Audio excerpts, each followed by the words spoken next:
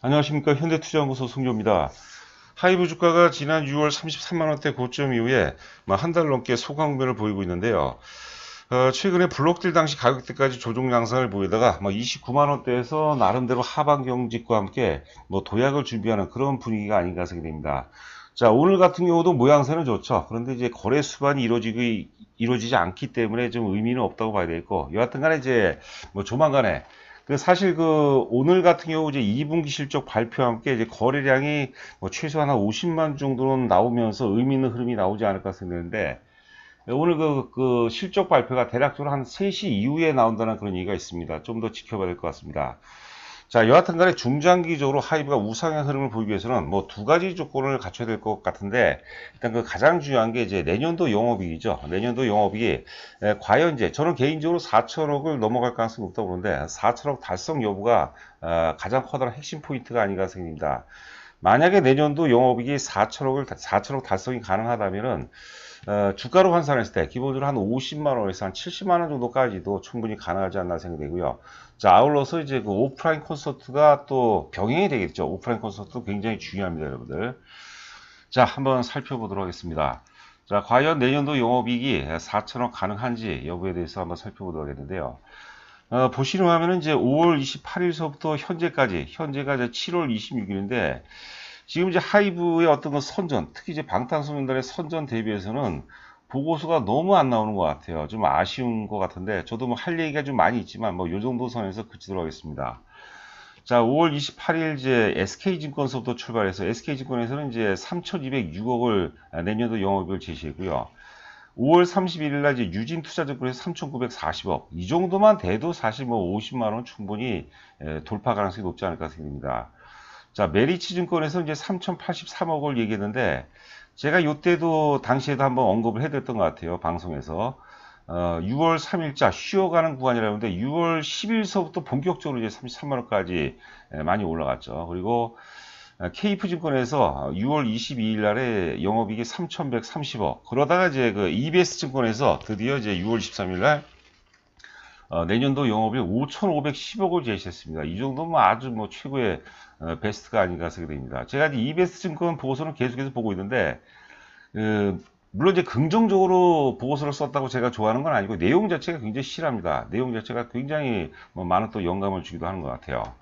자, 미래에셋증권에서 7월 2일자에 3,970억, 이 정도 선방이고, KB증권에서는 이제 7월 5일자에 2,940억, 현대차증권에서는 3,140억, 그리고 이제 7월 9일서부터 전반적으로 4천억대 많이 진입을 하는 것 같아요. 한국투자증권에서 4,210억, 유한타증권에서 3,452억, 그리고 하나투자증권에서 4,012억, 삼성증권에서 7월 12일날 4,230억, KTB증권에서 4,070억, DB금융에서, DB증권이 이제 동부증권이죠. 동부증권에서 3,780억. 이 정도만 돼도 아주 땡큐죠. 최근 7월 26일 날 DS증권에서 4,057억을 제시했는데요. 여하튼 간에 시간이 흐르면서 전반적으로 이제 예상 영업이 전망치들이 4천억에 가까워지죠. 그렇죠. 이 정도라면은 이 정도라면 충분히 가능하지 않을까 생각되고요. 그리고 또 상반기보다 하반기의 실적이 또 많이 몰려 있다는 말씀을 제가 드렸습니다. 자, 그리고 이제 밑줄친 부분이 있어요. 7월 12일자 하나투자증권의 보고서인데요. 위버스는 어디까지 성장할까? 이 내용 한번 제가 일부분만 캡처 잡아서 한번 내용 자체가 재밌습니다. 한번 살펴보도록 하겠고, 안지나 애널리스트죠. EBS권의 안지나 애널리스트께서 5,050억을 제시하면서 6월 23일자죠. 목표 가격을 50만 2천원 제시했습니다. 저는 이게 정상이라고 봐요. 이게 정상이라고 보는 거죠.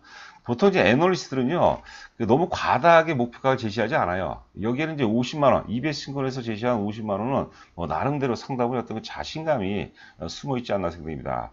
이 안 연구원 생각에는 제가 보기에는 한 100만원 정도까지는 가지 않았나 그런 생각도 한번 해보거든요. 자, 하나투자증권 이제 보고서죠. 위버스는 어디까지 성장할까? 그 전에 왼쪽에 이번 주죠. 핫백 순입니다. 1위가 이제 버터죠. 방탄소년단. 올리비아 로드리고, 2위가 이제 굿포유. 지난번에는 이제 드라이브 라이센스라는 곡인데, 저도 개인적으로 자주 좀 듣고 있습니다. 보이스가 굉장히 좋은 것 같아요. 그리고 퍼미션 투 댄스 7위죠. 방탄소년단. 그리고 또 올리비아 로드리고가 데자뷰라고 9위까지 차지했는데 좀 아쉬운 거는 두 가지죠. 두 명이 빠졌죠. 저스틴 비버하고 이제 아리아나 그란데가 좀 빠진 것은 좀 아쉽지만 여하튼간에 핫백에 지금 그 1위와 7위 곡까지 점유하고 있다는 것은 대단한 뭐 거의 뭐 기적을 넘어서는 그런 사건이 아닌가 생각합니다. 그런 거에 비하면 여러분들 보고서 너무 작은 거예요. 이거 어마어마한 현상이거든요. 이걸 사실 우리가 여러 가지 형태죠. 뭐 문화적, 뭐 인문학적, 하여튼 그 다양한 분야의 시각에서 그 뭐 하여튼 우리 글 쓰는 애널리스트들이 다양한 시각에서 많은 글들을 쏟아낼 수 있을 텐데 글이 너무 작은 것 같아요. 보고서들이.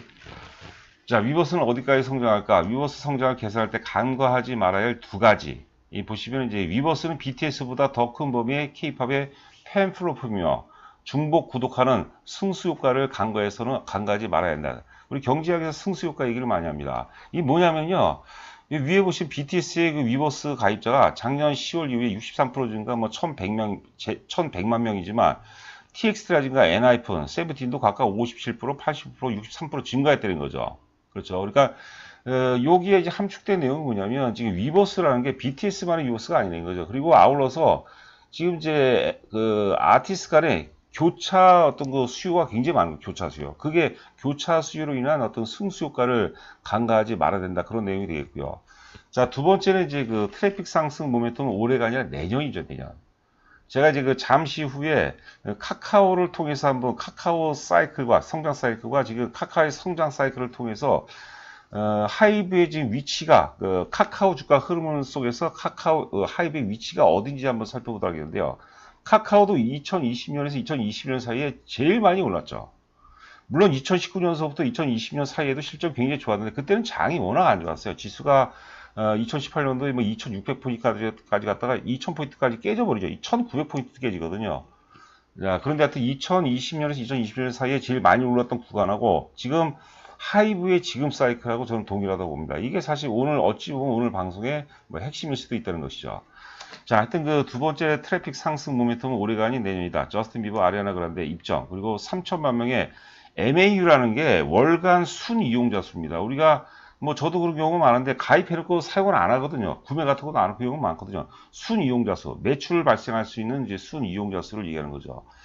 브이라이브죠. 네이버의 브이라이브와 통합하고 그리고 다음이 이제 제가 빨간 줄로 밑줄을 쳐놨는데 아티스트 활동의 가장 중요한 이벤트인 오프라인 콘서트 재개가 내년에 기다리고 있다. 모두 내년에 기다리고 있다. 오프라인 콘서트가 여러분들 뭐 제가 너무 강조를 해야 이게 핵심입니다. 오프라인 콘서트를 열어야지만 이게 이슈가 되는 거죠. 홍보가 많이 된다는 거죠. 그걸 통해서 위버스에서 많은 어떤 우리가 산술 평균적이 아니라 기하급적인 이게 승수 효과가 또 반영이 되기 때문에 그런 어떤 매출이 나온다고 보시면 될 것 같아요. 그래서 주식을 그런 경우가 많거든요. 궁금한 게 이거를 언제까지 들고 있어야 되냐, 얼마까지 오르냐는 사실 난해한 질문인데 그거보다는 언제까지 들고 있으면 되겠습니까? 이 질문이 굉장히 또 현실적이죠.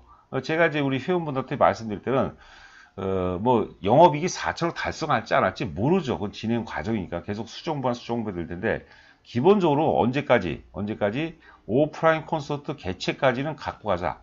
그런 얘기를 제가 전해줍니다. 그럼 빠르면은 사실 연말에 시겠고 늦어도 내년도 상반기에는 가능하겠죠. 그러니까 아직까지 충분한 시간이 있는 거예요. 그러니까 지금은 편안하게 우리가 즐기는 거죠. 그러다 주가가 카카오 여러분들 주가가 오른 거 보세요. 막판에는 어때요? 굉장히 저점의 기류가 굉장히 가파르게 체증하죠. 그걸 이제 보자는 얘기죠.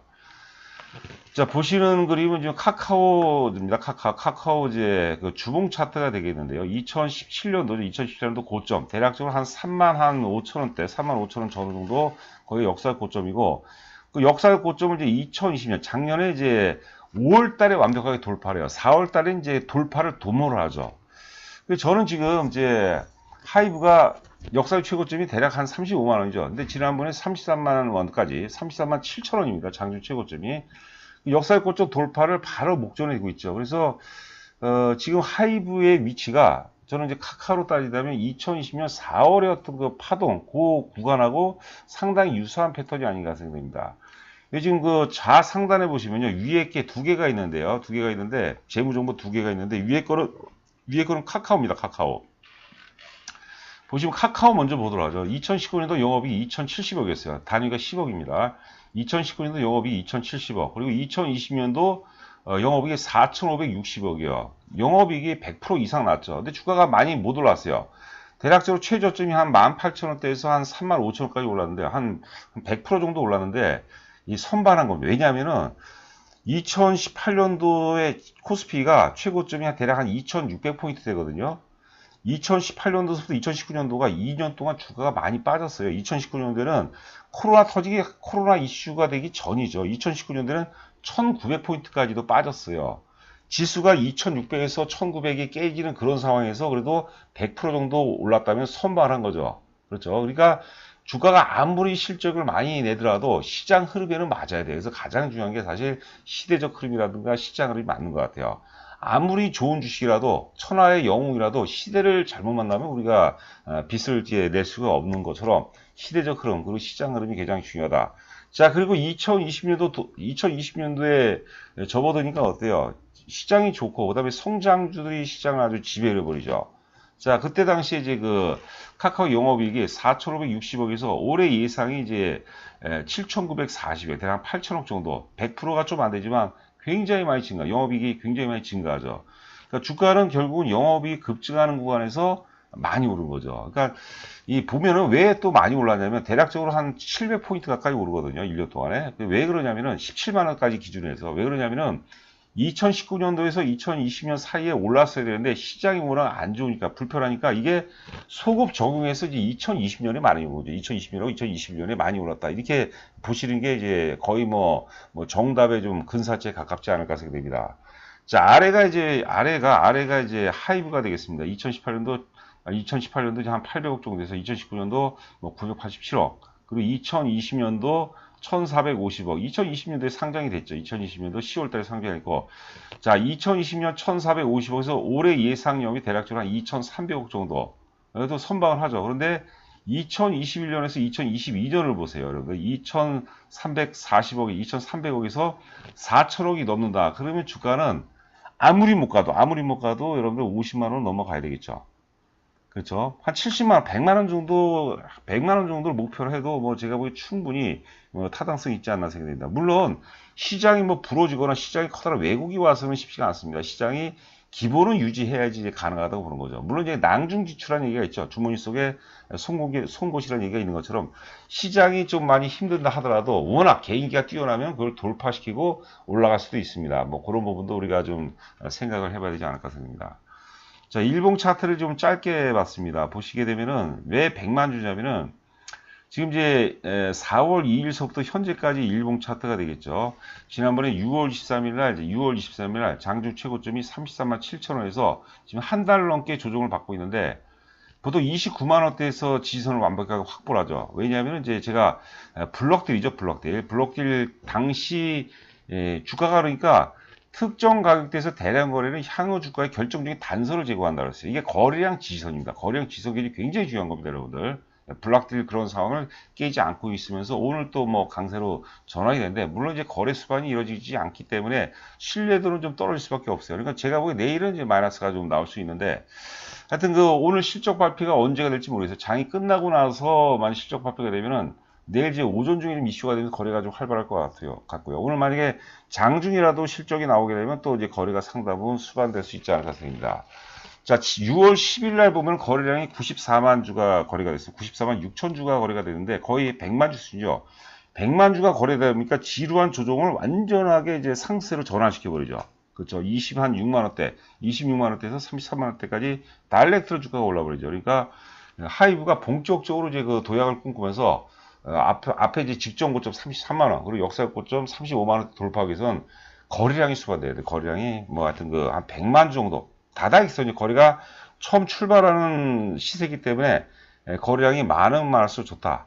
50만 주 정도가 돼도 어느 정도 시그널로 우리가 파악할 수 있을 것 같고요. 뭐 정상적인 논리로 본다면 100만 주 정도 수반이 돼야 되지 않을까 생각합니다. 하이브는 여러분들 반드시 사셔야 됩니다. 제 얘기 명심하시고 또 명심하시기 바랍니다. 이 전문가들도 여러분들 틀린 경우가 많이 있어요.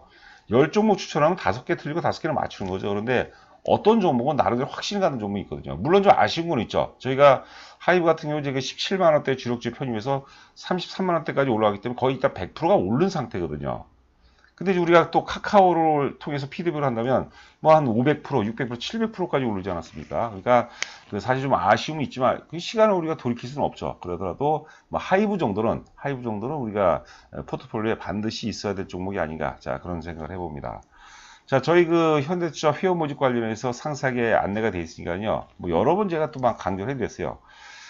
자, 1대1 전화 상담 불가한데 일단 그 가입이 확인이 되시면 입금하시고 휴대폰으로 본인 조남을 보내주시면 제가 인사 말씀과 함께 저희가 문자를 이제 한 서너 개 정도 보내드리는데 좀 생소해서 이해가 안 가는 분이 있을 거예요. 그러니까 가입한 날에 한해서 제가 상세하게 설명해 드릴 거예요.